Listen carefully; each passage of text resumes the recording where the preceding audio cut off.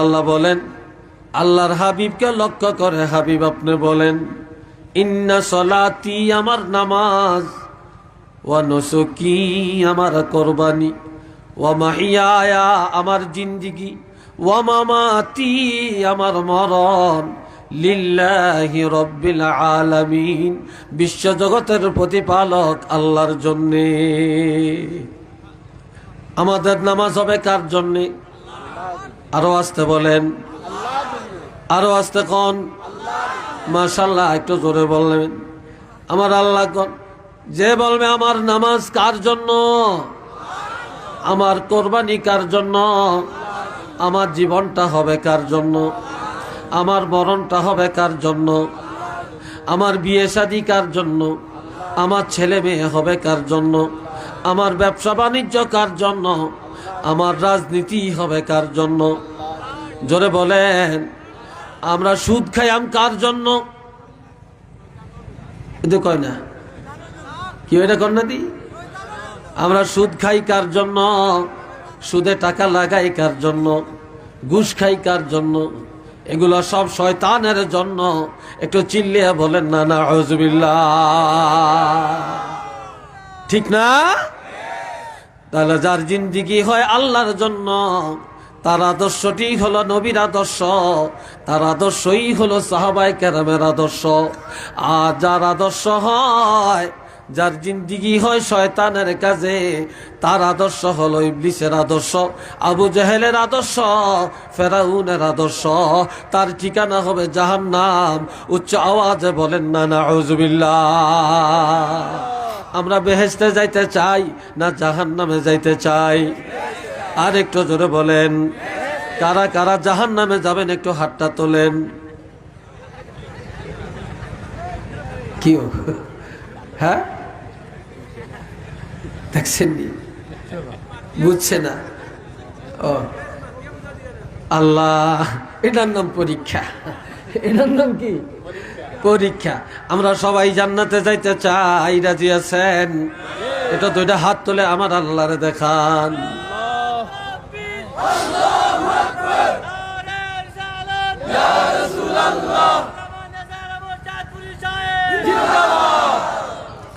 মাশাআল্লাহ। এ ভাইরা আমার সাথে বলেন আলহামদুলিল্লাহি রাব্বিল আলামিন। বলছেননি সবাই? বলেন আলহামদুলিল্লাহ। রাখেন, এতটুকু রাখেন। সবাই বলেন আলহামদুলিল্লাহ। প্রশংসার মালিক কে? প্রশংসার যোগ্য কে? প্রশংসা কার জন্য? একজনও প্রশংসা করল না, কেউ প্রশংসা করল না। তারপরেও আল্লাহ নিজে নিজে প্রশংসার যোগ্য। কথা ঠিক কিনা? কেউ যদি প্রশংসা নাও করে, তার আল্লাহর ওয়াহদানিয়াত, তার জালালিয়াত, কামালিয়াত কমে যাবে না। কেননা আল্লাহ নিজেই প্রশংসার যোগ্য। একটু মারহাবা কোন। সাহাবায়ে কেরাম সব সময় দুঃখে সুখে, খায়া না খায়া শুধু আল্লাহর প্রশংসা করতেন। কি করতেন? আল্লাহর প্রশংসা করতেন। যে আল্লাহর প্রশংসা করতেন, সে আল্লাহর পরিচয় রব্বিল আলামিন। সবাই বলেন রব্বিল আলামিন। যিনি বিশ্ব জগতের প্রতিপালক, সে আল্লাহর জন্য প্রশংসা। আমাদের অভিভাবক কে? প্রতিপালক কে? হায়াতের মালিক কে? মউতের মালিক কে? রিজিক দেয় কে? বাতাস কার? আগুন কার? দিন কার? রাত্র কার? সূর্য কার কথায় চলে? চন্দ্র কার কথায় চলে? জোয়ার বাটা কার হুকুমে চলে? সমুদ্রের মাছ খাওয়ায় কে? দুনিয়াতে ঘুম দিছে আমাদের চোখের মধ্যে কে? ঘুমায় না কে? জোরে বলেন, ঘুমায় না কে? যে আল্লাহ ঘুমায় না, সে আল্লাহ হলেন আমাদের প্রতিপালক। একটু চিল্লে বলেন না সুবহানাল্লাহ।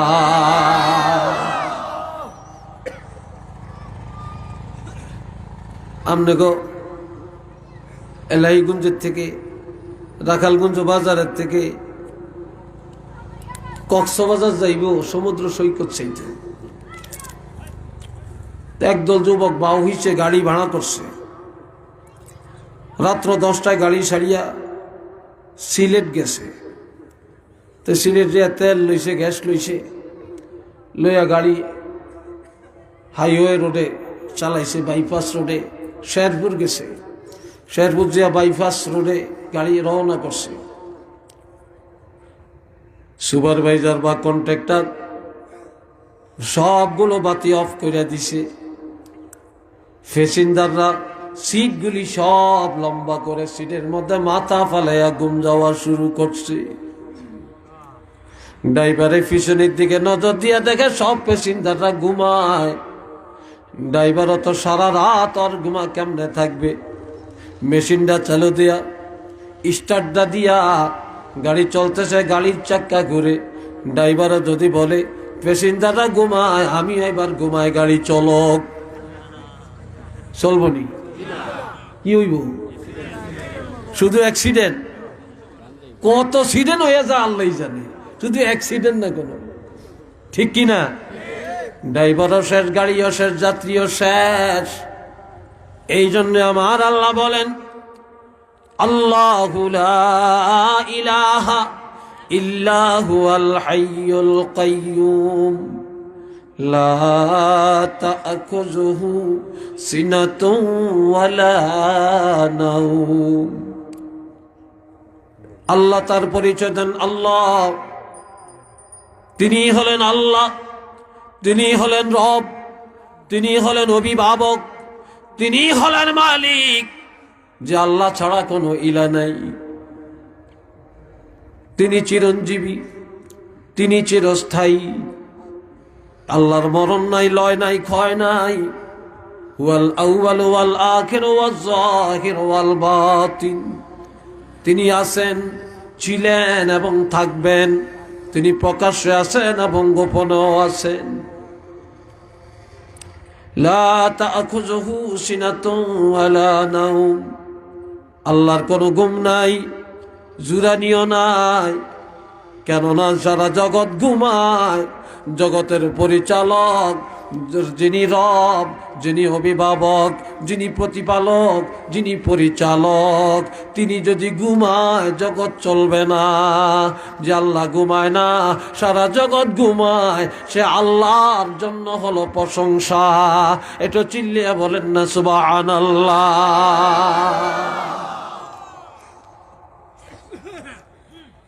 সাহাবীরা, আমরা তো দিনের মধ্যে 4 বার খাই, কেউ খাইনি? হ্যাঁ, এর বড় খানার মধ্যে একটু ডক না হইলে, কুয়াইশ না হইলে ভাল লাগে না। সমালোচনা। সাহাবীরা দিনের পর দিন খাইতেন না, তারপরও আল্লাহর প্রশংসা করতেন। সুবহানাল্লাহ কোন? ঠিক নি? তো সাহাবীদের শান আল্লাহ বাড়াবে না, কার শান বাড়াবে? যে সাহাবীরা নিজে না খেয়া মেহমানেরা খাওয়াইতেন, যে সাহাবীরা ইহুদিরও সম্মান করতেন, কোন অমুসলিম মেহমান হয়ে আসলে তাকে উত্তম কদর করে মেহমানদারি করে দিতেন। একটু আলহামদুলিল্লাহ কোন? এরা বন্ধুরা আমার, একদিন মসজিদের ভিতরে এক ইহুদি পেশাব করে দিল। মসজিদে ইহুদি পেশাব করে দিল। এক সাহাবীকে, এই এই এই তুই পেশাব করলি কেন? তুই পেশাব করলি কেন? তখন আমার নবী বললেন, রাখো রাখো, এ লোকটা ইহুদি, বাসে যেই হোক, মসজিদের ভিতরে পেশাব এসে গেছে, তাকে পেশাব করতে দাও। এটা সহিহ বুখারীতে আসছে, তাকে পেশাব করতে দাও। এই সময় তাকে বাধা দিও না, ধমক দিও না। কারণ এই সময় যদি তাকে ধমক দাও, সে ভয় পাবে। পেশাবটা যদি ব্রেক করে ফেলে, হয়তোবা সে হার্ট ফেল করবে, স্ট্রোক করবে, লোকটা মারা যাইতে পারে। কাজেই তার পেশাব আসছে, পেশাব করতে দাও, পেশাবটা ক্লিয়ার হয়ে যায়। যখন পেশাব শেষ হয়ে গেল, ইহুদি ডরে কাঁপতে আসে, ভয়ে কি করতেছে? কাঁপতেছে। সাহাবিরা না জানি মারে, না জানি ফিরাই আজগা তুলা বানে এলায়, নবী জানি কি বলে, ভয়ে এবারে কাঁপতেছে। এবার সাহাবিরা সান্ত্বনা দেয়, ইহুদি রে, তুমি পেশাব করেছো, আমাদের এক ভাই ডাক দিছিল, আল্লাহর হাবিব বারণ করেছে, তুমি উত্তমভাবে পেশাব করছো নি? কয় হ্যাঁ। তুমি ভয় পাও না, আমরা আল্লাহর হাবিবের সাহাবি, আমরা এমন আদর্শে গঠিত হই না যে তুমি ইহুদি দেখে তোমাকে মারবো, তোমার হাতে পায়ে বেঁধে রাখবো, তোমার উপরে জুলুম করব। না না, এটা আমাদের ইসলাম ধর্মের নীতি না। তবে তুমি চিন্তা করো না, তার মধ্যে একটা প্রশান্তি আসে। এই সময় আল্লাহর হাবিব বললেন, সাহাবীরা যাও তোমরা পাত্র নিয়ে আসো, বালতি নিয়ে আসো। বালতি চিনেন আপনারা? বালতি নিয়ে আসো। যখন বালতি নিয়ে আসছে, এবার বলে, তুমি যা তোমরা পানি নিয়ে আসো। পানি নিয়ে আসছে, কিন্তু কেউ কিছু বলে না। ইহুদে বলতেছে, আমার হাতে বালতি দাও, কারণ আমি পেশাব করছি, পানি উঠানোর দায়িত্ব আমার, ধুইয়া দেওয়ার দায়িত্ব আমার। সাহাবীরা বলে, না না না, তোমার পেশাব হইছে, তুমি এমনি আতঙ্কগ্রস্ত, তুমি ভয়ের মধ্যে আছো, এরপরে তুমি হলা ইহুদি। কাজে আমাদের মুসলমান ধর্ম, ইসলাম ধর্ম এত সুন্দর, একটু দেখে নাও, তোমাকে মেহমানের মতো কদর করছি, আমরা পানি আনবো, আমরা ধুইয়া দেব। তখন সাহাবীরা পানি দিয়া মসজিদটা ধুইয়া দিলেন। ইহুদি চিন্তা করে, সাহাবীদের আদর্শ এত সুন্দর, নবীর সাহাবীরা এত এত মর্যাদা, তাদের মধ্যে এত আন্তরিকতা, এত ভালোবাসা। সাথে সাথে ওই ইহুদি মসজিদের মধ্যে দাঁড়ায়া দাঁড়ায়া আল্লাহর হাবিবের উপরে ঈমান আনিয়া কলমা পড়ে ঈমানদার হয়ে গেলেন। একটু চিল্লিয়া বলেন না সুবহানাল্লাহ। আর আমরা ফারিয়ার আরেকজনের, এক মুসলমানের আরেক মুসলমানে যাইত্যা নোয়া রাখে, হিংসা, অহংকার, গর্ব। আর কেমনে এক মুসলমান আরেক মুসলমানের গায়েল করতে পারে, এই চিন্তা হলো আমাদের সবচেয়ে বড় চিন্তা। কি কথা ঠিক না? মুসলমান আরেক মুসলমানের সুখ সহ্য করে নেয় না, ঠিক না? সহ্য করে নিতে চায় না। আল্লাহ, এই ছিল সাহাবীদের আদর্শ, এটি ছিল সাহাবীদের শান। সবাই বলেন একবার আলহামদুলিল্লাহ, আর একবার বলেন আলহামদুলিল্লাহ। মোহাব্বতে পড়েন আল্লাহুম্মা, জোরে জোরে।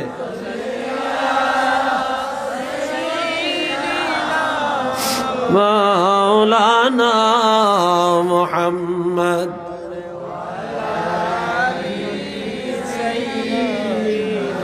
মাওলানা মুহাম্মদ।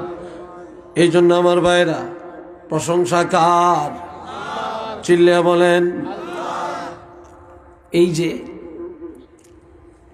আল্লাহ পানির মধ্যে কত রকমের নিয়ামত, বাতাসের মধ্যে কত রকমের নিয়ামত। শীতকালে শীত না পড়লে স্বাস্থ্য ভালো থাকে না, বিশ্বাস হয় এটা? হ্যাঁ, শীতকালে গরম লাগলে স্বাস্থ্য খারাপ হয়ে যায়, গরমকালে শীত পড়লে স্বাস্থ্য খারাপ হয়ে যায়। আবার শীতকালে এক রকমের ফসল, শীতকালে এক রকমের তরকারি, গরমকালে হয় আর এক রকমের তরকারি, ঠিক কিনা বলেন? জমিনে আল্লাহ মৌসুমী ফসল, মৌসুমী ফল, যেই মৌসুমে বান্দারে দেখার জন্য যেটা দরকার, সেই ফল, সেই ফসল, সে তরকারি জমিনে উৎপাদন করেন। আবার দেখেন, বাতাসের মধ্যে 7টা গুণ আছে, আগুনের মধ্যে 7টা গুণ আছে, মাটির মধ্যে 7টা গুণ আছে, পানির মধ্যে 7টা গুণ আছে, প্রত্যেক খাবারের মধ্যে 7টা গুণ আছে। এগুলো সব মানুষের দেহের জন্য আল্লাহর পক্ষ থেকে নেয়ামত। যে আল্লাহ এত নেয়ামত দিয়া বন্দার লালন পালনের ব্যবস্থা করলেন, সেই আল্লাহর জন্য হবে প্রশংসা। একটু চিল্লিয়া বলেন না সুবহানাল্লাহ। যিনি আমাদের অভিভাবক, যিনি আমাদের রব, সে আল্লাহর পরিচয়টা কি, তিনি কে, তার তো আরো পরিচয় থাকা দরকার। এখন আল্লাহ পরিচয় দেন মালিকি ইয়াউমিদ্দিন, তিনি বিচার দিনের মালিক। আল্লাহু আকবার বলতেন না? তিনি কোন দিনের মালিক? কিয়ামত আসবে কিনা সেই দিনের মালিক কে? আর একটু জোরে কোন লিল্লাহিল ওয়াহিদিল কাহ্হার, সেই দিনের একমাত্র ক্ষমতার মালিক আল্লাহ। জোরে বলেন কে? সেই বিচার দিনের মালিক যে আল্লাহ, যে আল্লাহর কাছে দেওয়া লাগবে, যে আল্লাহই রক্ষাকারী, যে আল্লাহই নাজাত দানকারী, তিনি জান্নাত দিবেন, তিনি জাহান্নাম দিবেন। আর তিনি হলেন সেদিনের মালিক, তিনি যিনি কিয়ামত দিবসের মালিক, ময়দানে হাসরের মালিক, তিনি হলেন আমাদের রব। সে আল্লাহর জন্যই হলো প্রশংসা। কেননা যারা সেই রবের প্রশংসা করে, কিয়ামত দিবসে, বিচার দিবসে তাদের হিসাব নিকাশ আল্লাহর পক্ষ থেকে সহজ হয়ে যাবে এবং তারাই সাহাবায়ে কেরামের সাথে জান্নাতে যাবে। একটু চিল্লিয়ে বলেন না সুবহানাল্লাহ। বিচার দিনের মালিক যে আল্লাহ, সে আল্লাহ, সে আল্লাহর দাসত্ব আমরা কিভাবে করব? এই জন্য তোমরা নামাজের মধ্যে দাঁড়ো, 24টা ঘন্টা আল্লাহর ইবাদতের মধ্যে বলো ইয়্যাকা না'বুদু। বলেন না আমার সাথে, ইয়্যাকা না'বুদু ওয়া ইয়্যাকা নাস্তাঈন। আল্লাহ, আমাদের ইবাদত একমাত্র তোমার জন্য। আমরা ইবাদত করব কার জন্য?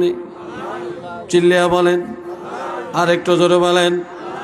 যে ইবাদত হয় আল্লাহর জন্য, সেটার নাম হলো ইবাদত, এটা হলো ঈমান। আর যে ইবাদত আল্লাহর জন্য হয় না, মানুষের জন্য হয়, এটার নাম শিরক, এটার নাম শিরক। এজন্য আল্লাহ বলেন ফামান কানা ইয়ারজু লিকা রাব্বিহি ফালইআমাল আমালান সালিহা ওয়ালা ইউশরিক বিইবাদাতি রাব্বিহি আহাদা। আপনাকে কষ্ট লাগতেছে? এরা কো যাচ্ছে? এসব উসব করতে, হ্যাঁ এসব উসব করতে। যাক, মজাক করলাম, মাইন্ড করিয়েন না। বাবাজিরা রে আমার, খুব খেয়াল করেন, যার ইবাদতটা হয় মানুষের দেখানোর জন্য, যার নামাজ হয় মানুষের জন্য, যে রোজা রাখে মানুষের কাছে নাম ফুটানোর জন্য, যে তসবিহ পড়ে মানুষের দেখানোর জন্যে, যে দান করে মানুষের দেখানোর জন্যে, যে হজ করে নিজের নামের জন্যে, নামের জন্যে যারা ইবাদত করে, এটা শিরক। সারা জীবন যদি এইভাবে মানুষকে দেখানোর জন্য ইবাদত করে, সারা জীবন ইবাদত করেও সে জাহান্নামে যাবে। আর ইমানদারেরা যারা আল্লাহর জন্য ইবাদত করে, কাউকে দেখায় না, সেই ইবাদতটা যদি অল্প হয়, এই অল্প ইবাদত করার কারণে, ইবাদতটা আল্লাহর জন্য হওয়ার কারণে সে জান্নাতে যাবে সাহাবায়ে কেরামের বন্ধু হইয়া। চিল্লিয়ে বলেন না সুবহানাল্লাহ।